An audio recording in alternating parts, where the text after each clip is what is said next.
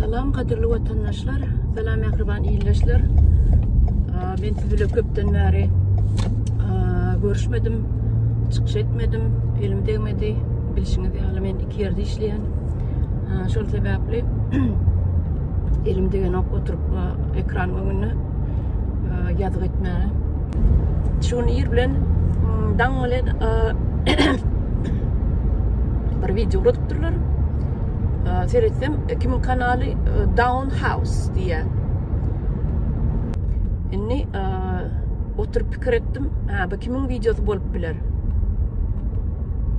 Men inni ulu gurulacaklar. Yöne şul kanalın kiminkidigini men bildim. Ona mädir fısluq aydıp oturmayın.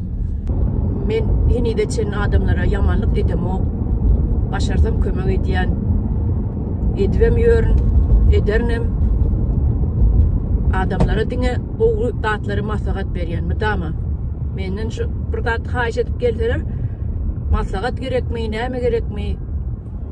Men dine oğlu tatları maslahat beryen adamlara.